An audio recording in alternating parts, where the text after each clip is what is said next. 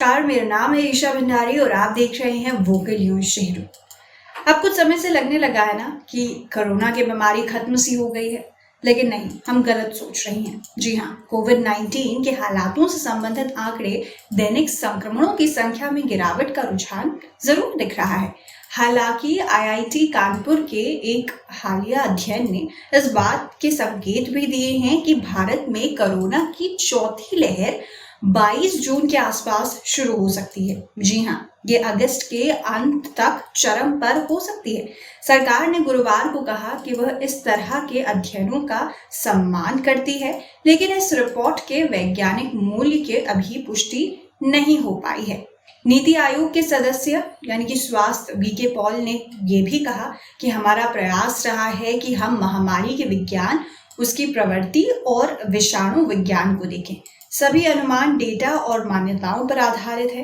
हमने समय समय पर अलग अलग अनुमान देखे हैं। उन्होंने ये भी कहा वे कभी कभी इतने भिन्न होते हैं कि केवल अनुमानों के आधार पर निर्णय समाज के लिए बहुत असुरक्षित हो सकता है।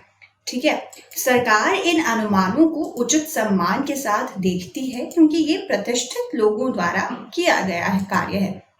अब कुछ लोगों ने उस पर रिसर्च की है। एक्सटेंसिव रिसर्च जब करते हैं किसी चीज पर, लेकिन उसका पार्शियलिटी होता है कि इतना पार्शियली ये सच हो सकता है और इतना पार्शियली ये गलत हो सकता है।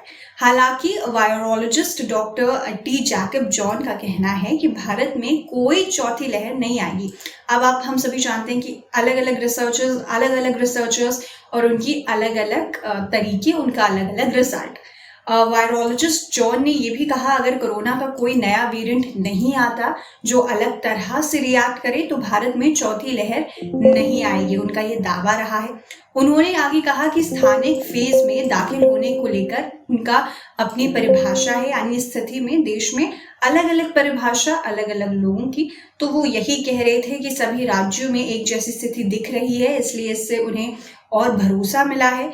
एंडेमिक स्टेज यानी ऐसा स्टेज जब लोग वायरस के साथ रहना सीख लेते हैं, ये एपिडेमिक स्टेज से अलग होता है। इसका प्रभाव आबादी पर कम पड़ता है।